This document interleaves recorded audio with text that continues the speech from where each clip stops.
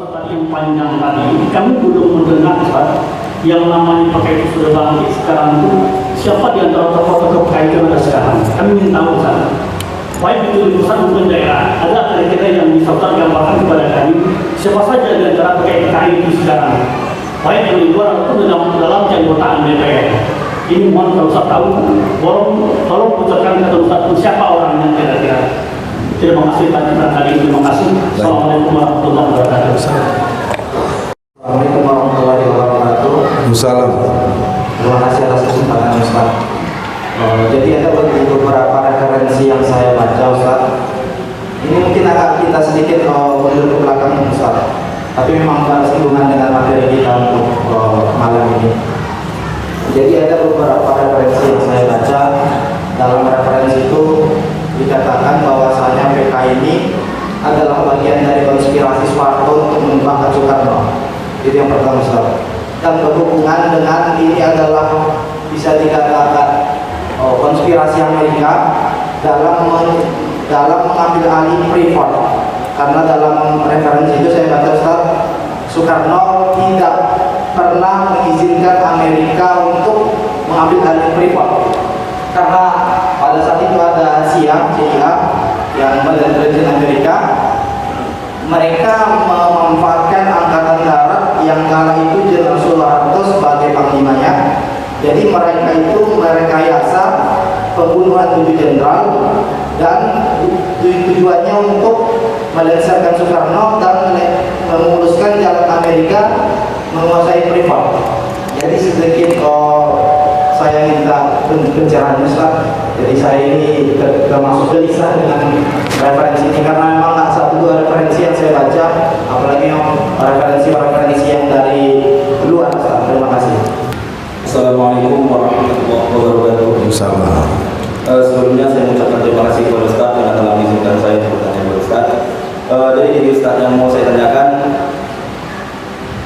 kenapa PKI itu begitu besar penyebaran di Indonesia, dan juga apa sasaran utama dari penyebaran PKI tersebut, sehingga kenapa PKI tersebut bisa begitu besar di Indonesia, dan juga bagaimana cara pencegahannya Ustaz?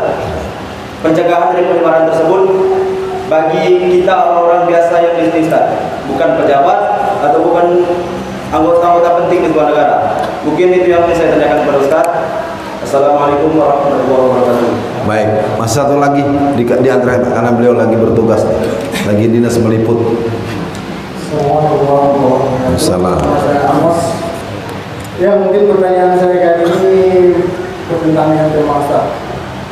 Yang mau saya tanyakan, bagaimana pendapat Ustaz tentang wacana pembuatan lorong dari gereja ke masjid Istiqlal? Terima kasih. Assalamualaikum warahmatullahi wabarakatuh.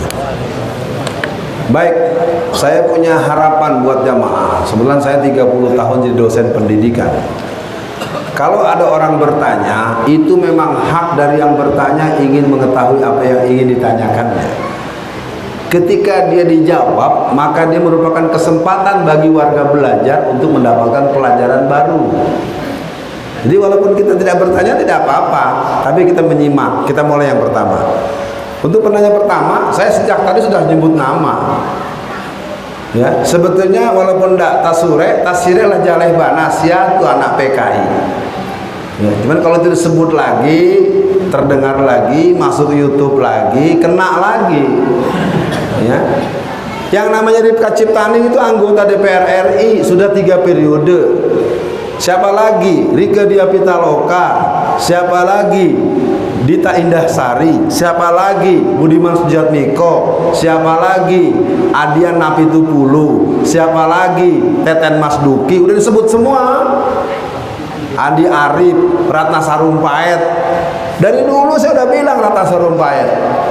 Kan? Udah jadi gini, oh iya dulu pernah diomong. Karena kan orang kalau disebut namanya langsung lapor polisi dengan istilah pencemaran nama baik. Waktu berjalan, saya pernah ditelepon Andi Arif. Pasti jamaah tahu siapa Andi Arif. Dia petinggi dari sebuah partai yang berlambang Mercy. Halo, ini saudara Alfian. Anda kalau ceramah di mana-mana sering sebut nama saya, Anda akan saya polisikan, Anda akan saya laporkan ke polisi karena mencemarkan nama baik saya. Saya di telepon saya tidak ada nama dia. Maaf ya Pak, Bapak telepon langsung marah-marah. Bapak siapa sih? Saya Andi Arif. Waktu itu dia jadi direktur utama PT Pos. Yang dulu Pos masih laku, sekarang Pos kalah sama WhatsApp. Oh, Andi Arif yang PKI dari Lampung. Dia ketawa. Hahaha. Anda masih ingat aja ya? Udah kalau gitu deh, kita tahu sama tahu aja deh.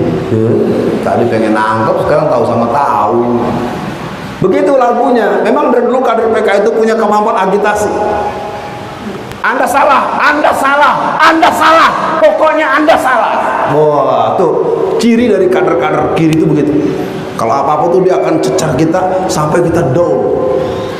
Itu watak kalau orang PKI dulu gitu. Nah, saya tahu yang Bapak ini inginkan nama-nama pejabat yang terkenal. Tolonglah Pak, pahami bahwa itu ada. Saya udah sebut tadi Pak, ada di kepolisian, ada jadi gubernur. Udah saya sebut, udah berani saya ngomong. Tinggal Bapak cari aja. Mau saya sebut satu-satu. Sabut, Oki Alsokawati, anggota DPR RI dari P3 yang pindah ke Nasdem. Bapaknya itu namanya AKP Anwas, PKI golongan A. Selama ini saya sudah terangkan satu-satu. Saya tahu mereka sebenarnya dengan saya itu keringet dingin, tetapi karena saya tidak punya jabatan apa-apa, saya tidak punya pendukung. Memang saya punya pendukung berapa juta orang. Saya hanya karena saya kader PII sama dengan abang ini nih. Kita kan kadang kader PII itu tandang ke gelanggang walaupun satu orang. Iya, maksudnya nih saya sebut beberapa orang tadi. Artinya kalau antum tanya siapa saja tokohnya, yang harus ditangkap ini adalah ketua PKI baru, namanya Wahyu Setiaji, Teguh Karyadi. Tetapi orang-orang ini sekarang menjadi staf ahli di kementerian tertentu. Mau ngomong apa lagi Pak? Cari nih polisi mas, sekarang nggak ketemu tuh sama Wahyu Setiaji. Saya bisa tunjukkan fotonya. Cuma memang karena PKI itu sekarang mendapatkan dukungan penuh oleh aparat, terutama penguasa. Karena penguasanya kebanyakan PKI. Katanya pembina Pancasila, tapi menghina hari akhirat. Dalam rukun iman, apabila orang mengingkari satu saja rukun, berarti batal imannya. Kafir dia. Dan bertentangan dengan Pancasila sila pertama. Ketuhanan yang Maha Esa, berarti dia ateis. Ada kan seorang nenek-nenek yang mengatakan bahwa tidak percaya hari akhirat. Jangan disuruh lagi saya nyebut namanya Pak. Bapak nggak kesian sama saya, mesti dipanggil lagi ntar saya polisi. Ya, kalau disebut satu-satu banyak Pak. Nah yang jadi persoalan kan sekarang ada yang jadi ketua pesantren, ada yang jadi pengurus NU. Ini saya berani ngomong nih, karena menjelang meninggal ketua PBNU terdahulu yang bernama Kiai Haji Hasim Muzadi itu Ambo datang ke rumahnya, ada bersembilan, ada Ambo, ada Kiai Sobri Lubis ketua FPI, ada Munarman, dan ada beberapa kawan-kawan lain. Pak Kiai duduk. Saudara-saudara, saya ini sedang kecewa. Kenapa Pak Kiai? Karena sekarang NU sudah tidak ada. Loh, ada tuh pelangnya Pak? Iya, Said Agil Sirot itu adalah Syiah Rafidhah. Jadi yang bilang Said Agil Sirot itu Syiah itu bukan kita, justru almarhum Kiai Haji Hasim Muzadi. Yang kedua, pengurus PBNU itu ada yang jelas-jelas kader PKI. Yang bilang begitu Kiai Hasim Muzadi. Makanya sekarang yang diharapkan masyarakat itu ya Muhammadiyah. Tapi Muhammadiyahnya juga kecolongan. Ketua pemuda Muhammadiyah yang barunya pendukung Jokowi. Mana anak kokam sini? Mana pemuda Muhammadiyah ya Payakumbuh? Ya kan? Karena si Sunanto itu adalah orang istana. Namanya KKM Pak, kerja di kalangan musuh. Makanya Muktamar Muhammadiyah tanggal 1 sampai tanggal 5 bulan Juli tahun 2020 di kota Solo. Mari kita kawal, jangan sampai terpilih ketua umum yang cenderung ke kiri. Siapa namanya? Nggak mungkin gue sebut di sini kali, ya. Bagaimanapun Muhammadiyah kan rumah saya juga. Ada Pak, makanya dulu kita berharap Pak Yunahar Ilyas. Ya kan, kalau warga Muhammadiyah yang ngerti dinamika Muhammadiyah itu harapan besar tuh pada Pak Yunahar. Inyo ahli agama, inyo mengerti agama, inyo profesor, dipanggil Allah. Cukup Pak ya, Bapak ngerti ya. Jadi jangan paksa saya nyebut anak satu, nyebut Jokowi aja gue masuk penjara. Masa disuruh sebut lagi Jokowi PKI? Enggak, saya nggak nyebut, cuma ngingetin doang dulu kasusnya. Nah, ini adik yang pertanyaan kedua. Nah, mana tadi soal PKI Soekarno, ya. Lu dengerin omongan gue baik-baik ya. Itu cerita dongeng abrakadabra. Kita pelajaran matematika. Kita pernah belajar dalam matematika itu namanya semesta, diagram Venn. Ayo, ingat nggak pelajaran matematika? Semesta nanti akan dibuat oleh si guru, dibuat lingkaran 1, lingkaran 2, lingkaran 3, lalu ada irisan. Irisan ini namanya PKI. Sekarang saya tanya, kalau nggak ada PKI-nya, ada pemberontakan nggak tahun 65? Semua jawab. Kalau tahun-tahun itu tidak ada PKI-nya, ada pemberontakan nggak tahun 65? Selesai. Karena kelompok komunis ini memang kalau saya buka dalam bentuk referensi yang tegas, itu sebenarnya menjadi referensi di beberapa universitas di Prancis maupun di Belanda. Ketika tanggal 4 Agustus DN Aidit mendatangi Mao Zedong di Sungai Angsa, dia mengeluh, waduh, bagaimana caranya memenangkan komunis Indonesia? Tentaranya anti PKI. Langsung apa kata Mao Zedong? Kau ini pengecut DNA ini. Aku untuk revolusi kebudayaan yang bisa memenangkan komunisme di Cina, aku telah membunuh 200 jenderal angkatan darat.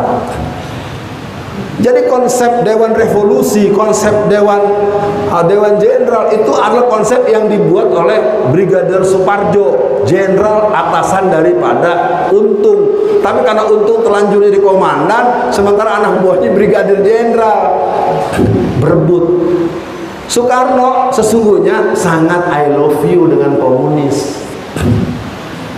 Jadi kalau orang-orang di Sumatera Barat itu sangat paham, sangat tahu bahwa Soekarno itu sebenarnya boleh dibilang sebenarnya dia lebih cenderung kepada komunis karena dia mendirikan PNI menggunakan gabungan kombinasi antara Samin Cui dengan konsep Mustafa Kemal Atatürk dengan formula Nasakom. Nah, jadi buat Adinda yang bertanya tadi, Soeharto, saya secara pribadi memang juga punya pertanyaan serius. Tapi saya coba simpan dulu karena PKI-nya memang ada deh. Ini ada RT gimana deh? Kalau antum mau bilang versi macam-macam. Jadi mereka nih. Nah, sekarang ditanya siapa pentolannya? Namanya Karmel Budiarjo. Karmel Budiarjo siapa? Dia istri dari seorang petinggi PKI namanya Budiarjo. Kalau nggak salah namanya Wisnu Budiarjo kalau nggak salah. Dia bertinggal di Prancis. Nah, kelompok komunis memang mempunyai kemampuan membuat lapisan-lapisan opini. Terus terang saja, saya buka ya pengalaman saya debat di TV One. Ini buat Adinda yang bertanya, saya bukan sering ya, beberapa kali debat-debat tuh mereka panggil saya sebagai narasumber yang dikenal sangat konsen dengan gerakan komunis. Diundang Budiman, diundang si Fulan, pokoknya tokoh-tokoh muda yang dianggap cenderung PKI itu diundang. Semuanya semangat. Siap katanya, siap. Terus nanti narasumber yang anti PKI siapa? Ya ada deh, pokoknya ada, bisa ngadepin dia. Sudah deket hari dia penasaran, ditanya terus ke manajemen TV One. Mau tanya Mbak siapa? Tokoh yang akan menjadi lawan Anda namanya Alfian Tanjung. Saya sakit perut Mbak, istri saya melahirkan Mbak, saya mau umroh Mbak. Itu watak orang PKI itu begitu, nggak berani debat terbuka dari dulu. Sejak dulu mereka berdebat dengan Pak Nasir, berdebat dengan Hasan Bandung, berdebat dengan Kiai Haji Isa Ansori. Saya ngalamin dalam keliling saya ke Indonesia, bagaimana di Blitar Selatan, bagaimana di Surabaya, bagaimana di Bakung, bagaimana di Magetan. Nah, jadi saya hanya memesankan pada Adinda, soal versi yang banyak itu adalah jadi pelajaran buat kita. Saya udah kasih rumus tadi di diagram Venn. Ada ini, ada ini, ada ini, lalu cek PKI. Sekarang saya tanya, kalau nggak ada PKI-nya ada pemberontakan nggak? Ya sudah selesai. Karena pemberontakan PKI itu sebenarnya pemberontakan yang diagendakan tahun 1971. Karena pada waktu ulang tahun PKI ke-45, pidato Soekarno sangat luar biasa. Wahai para kapitalis, lihatlah aku telah bersama dengan PKI. PKI adalah pelindungku. Siapa yang ganggu PKI akan aku lawan. Tuh pidato Soekarno. 65 Soekarno itu terang-terangan mendukung PKI yang dibubarkan Masyumi. PRRI itu adalah permainan orang-orang PKI. PRRI itu bukan pemberontakan. PRRI itu koreksi pengelolaan negara kita yang keliru. Konsepnya ditulis dengan sangat bagus dengan tawaran konsep mengurus negara secara bertahap dan berjenjang. Orang-orangnya ditangkap, dibunuh. Ya, saya walaupun bagaimana saya dapat kabar dari nenek mama adalah orang-orang tua yang ada di sekitar Danau Maninjau itu tank-tank itu sampai ke bawah situ dari pusat. Karena itu provokasi PKI, termasuk pembubaran Masyumi. Karena sesungguhnya PKI dari dulu tidak pernah punya peran apa-apa buat kemerdekaan. Kita sedang menghadapi agresi Belanda yang pertama dan kedua. PKI berontak tahun 48. Kalau memang dia ingin negara kita bertahan dengan kemerdekaan, ayo dong urus negara ini. Karena tidak. Dan pemberontakan PKI dimulai di tahun 1926. PKI berontak bukan untuk memerdekakan bangsa Indonesia, tetapi ingin menggabung dengan Komintern. Apa itu Komintern? Komunisme internasional. Apa buahnya? Libur 1 Mei. Betul nggak libur sekarang 1 Mei libur? Hari apa? Dari mana itu dasarnya? Itu adalah Kongres Komunis Internasional tahun 1916. Tuh, satu, libur 1 Mei telah dilangsungkan sejak 2014, masih zaman periodenya Pak SBY. Pada zaman Pak SBY periode pertama tahun 2005 telah membebaskan 245 orang-orang PKI di Pulau Buru. Saya tidak menuding, itu fakta. Pak SBY lah yang membebaskan kader-kader PKI golongan A dari Pulau Buru pada tahun 2005. Saya pikir yang saya katakan fakta-fakta yang memang ada di lapangan. Sekarang sama dengan memanggil pulang 600 ISIS. Dengar kan? ISIS itu bukan gerakan Islam. ISIS itu gerakan mengatasnamakan Islam untuk menjelekkan para mujahidin. Dengan, kalau mau tahu, ISIS generasi pertama itu kan suka mereka habis latihan buka baju. Di balik bajunya itu tatonya banyak. Di sini banyak teman-teman pemuda Islam. Saya tanya secara umum, anak-anak gerakan Islam dengan jenggot dan semangat berjihad, lalu di balik baju mereka itu bertato dengan sengaja, kira-kira masuk akal nggak? Emang ini permainan intelijen internasional. Jadi keberadaan ISIS ini merupakan sebuah gerakan yang dibangun atas keinginan Hillary Clinton untuk membuat pencemaran barisan jihad internasional. Nah, di lapangan mereka mengalami proses edukasi, daurah, pengkaderan yang kena anak-anak yang benar-benar soleh. Akibatnya kan bingung nih, yang satu punya niat operasi Bavarian Illuminati, kelompok-kelompok Zionis, dibentuklah satuan gerakan. Makanya kita penting bertanya kanan tuh, jangan sembarangan.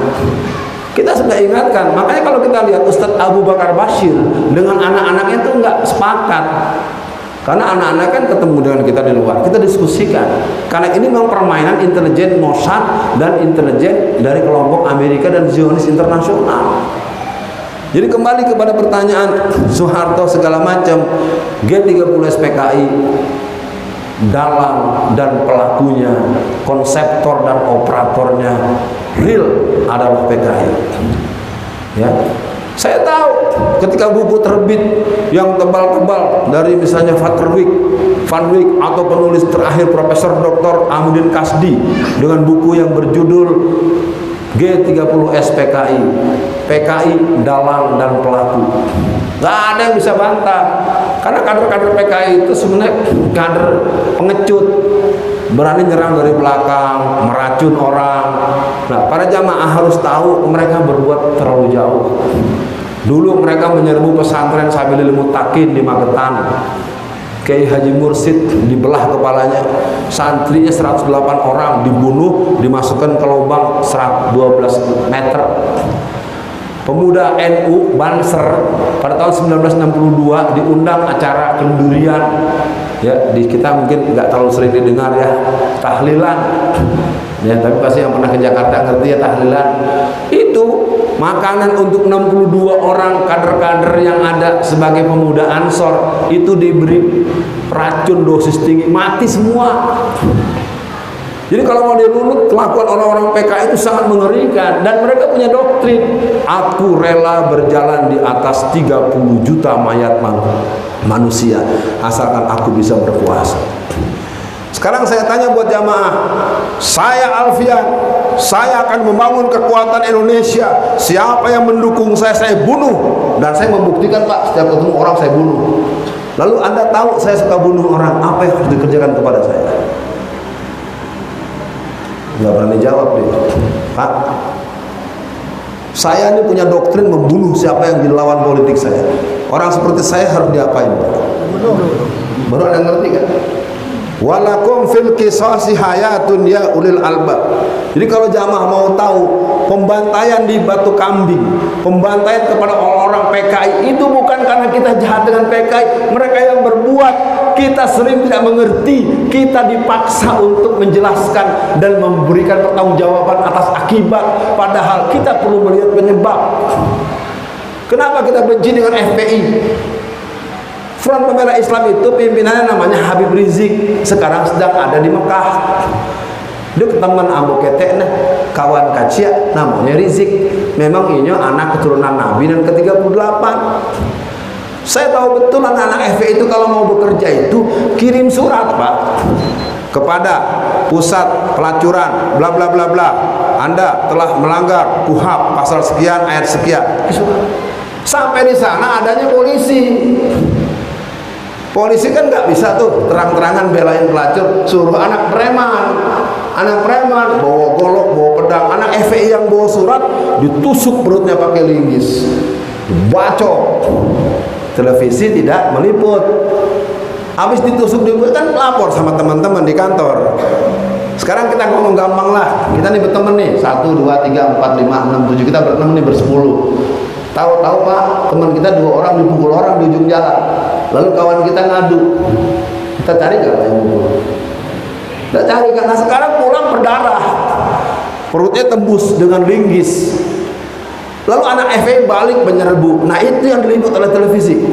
Pemirsa, inilah gerakan anarkis Front Pembela Islam, sebuah gerakan yang mencemarkan nama Islam.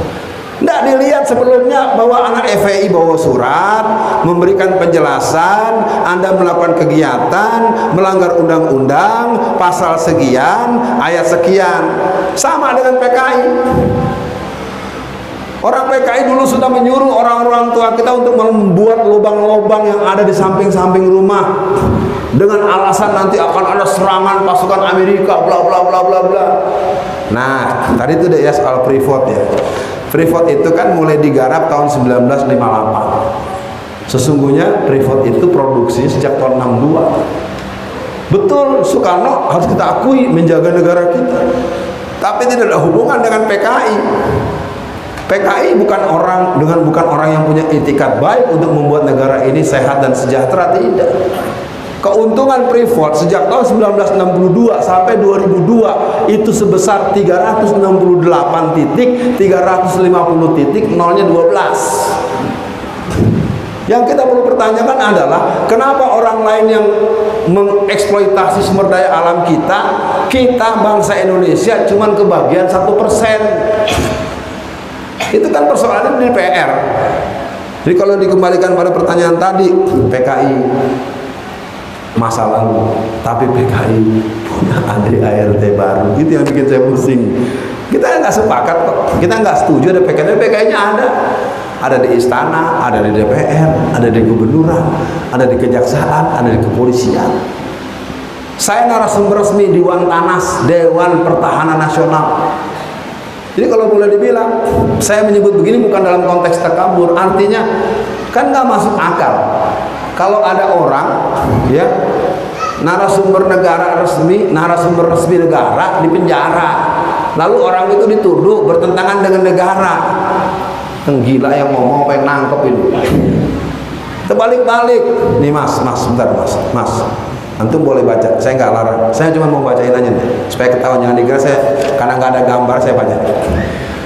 Konstitusi dan pokok-pokok program umum Demokrasi Rakyat Indonesia, Partai Komunis Indonesia, Jalan Rakyat 2010. Lihat-lihat boleh, tapi jangan dibawa. Oke, yang ketiga, nanti saya kasih hak jawab ya kalau Anda mau membantah, tapi jangan membantah karena marah, nggak boleh. Ya, kita harus tahu PKI nggak ada. Saya buka satu cerita menarik. Ketika DNID terkejut pada tanggal 8 bulan Januari tahun 1965, kurang lebih 8 bulan sebelum pemberontakan PKI, ada seorang kader PKI perempuan yang bernama SK Trimurti. Dia menemui DNID. Wahai Aidit, saya mau keluar dari PKI. Padahal SK Trimurti dan beberapa tokoh-tokoh itu terkenal sebagai militan-militan PKI. Kenapa mau keluar? Saya sudah keliling ke negara-negara komunis di seluruh dunia. Tidak ada negara komunis yang benar-benar mensejahterakan rakyatnya. Dia hanya berbohong. Kita udah punya contoh kok di Cina. Muslim Uighur dikunci 5 juta orang, tapi karena mereka berkhidmat kepada Allah, mereka ingin ibadah dan berzikir, satu pun Uighur tidak ada yang kena virus corona. Tapi sekarang yang terjadi di Wuhan sudah 40 juta orang yang terkunci, nggak boleh keluar. Kabar terakhir yang mati sudah 24.000 orang. Tapi berita itu kemudian dihilangkan dari link internet. Jadi jelas komunisme itu bukan punya kita deh ya. Tolong camkan baik-baik. Saya tidak memaksakan pendapat. Saya memang kebanyakan tidak ada pengimbangan akademis. Ini pertanyaannya bagus tadi. Kenapa bisa besar?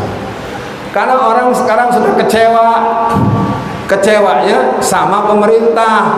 Karena pemerintahnya nggak punya solusi, akhirnya kecewanya sama Tuhan. Karena kecewa sama Tuhan, akhirnya anti Tuhan. Udah hidupnya susah, nggak punya apa-apa, jauh dari Allah, Allah dijauhin, hidupnya susah, kelaparan, matinya masuk neraka. Apes banget dah. Ya, kita orang awak, jangan sampai kita butuh. Adat bahasa di sarak bahasa di kita butuh. Nggak ada zaman cerita orang-orang merantau. Kalaulah kawan-kawan adik-adik dan mendengar orang merantau dulu, nasi sebungkui, baju seadanya deh, berangkat itu sepanjang jalan air mata. Tapi coba lihat orang-orang Sumatera Barat yang ada di rantau, nggak ada. Siapa? Saya nggak ada. Orang Padang yang jadi pengemis tuh nggak ada di Jakarta di rantau. Kenapa kamu mengemis?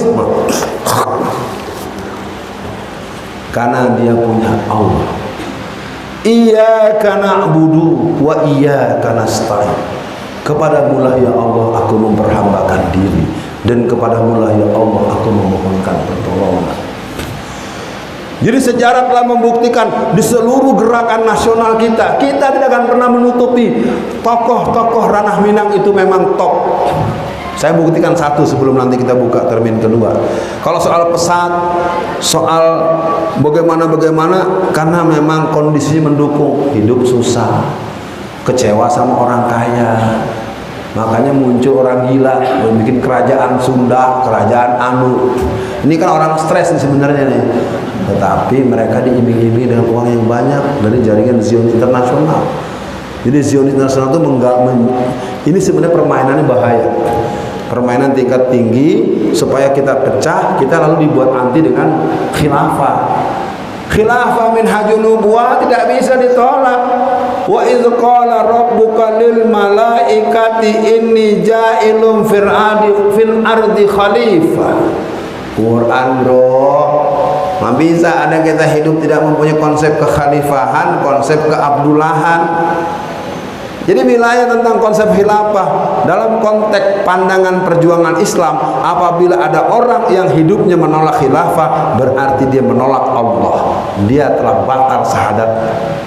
Ada kan orang dikit-dikit nolak khilafah, kenapa mesti ditolak? Emang salah apa khilafah? Kan dulu Khalifah Khulafah Rasyidah, kalau tidak ada yang Umar bin Khattab, tidak ada Utsman bin Affan, nggak ada Quran Pak. Zaman Rasulullah nggak ada Quran. Quran ini kerjaan kreatif daripada Khulafah Rasyidah. Ide awalnya dari Umar bin Khattab kepada Abu Bakar Siddiq. Abu Bakar Siddiq nggak berani, mulai diusulkan oleh Abu Bakar Siddiq, nggak mau, takut tergaji perubahan isi. Bukan berarti nggak mau dibeginikan. Lalu ada seorang sahabat Nabi yang dianggap sering punya ide-ide kreatif, namanya Umar bin Khattab. Umar bin Khattab belum selesai, di-offer tuntas, diselesaikan sama Utsman bin Affan. Jadi Quran ini adalah karya para khilafah, para khalifah dalam kekhilafahan. Jadi kalau ada orang yang anti khilafah, dia takut Islam itu bersatu. Bibitnya ada di barisan 212. Terus terang saja, ya 212 itu real dari ujung Aceh sampai Irian, nggak ada kurang. Saya lihat memang angka 5 juta kemarin masih cukup real. Nah, yang lainnya tadi yang terakhir soal lorong, itu kalau menurut saya itu tanda orang yang udah terlalu stres. Dulu sebelum jadi gubernur Jakarta masuk ke gorong-gorong, sekarang lewat lorong dengan alasan membangun silaturahmi. Masih ingat gak aksi 212? Aksi 212 yang bergerak lebih dari 10 juta di saat gereja katedral ada orang menikah, satu pun tidak ada yang terganggu, bahkan diberikan di belah, bahkan pendetanya sampai menangis. Kami bangga dengan umat Islam, berjuta mereka bergerak dengan rapi. Kami ada acara di gereja, tidak ada yang mengganggu. Ini orang memang udah rusak sebenarnya manusia satu.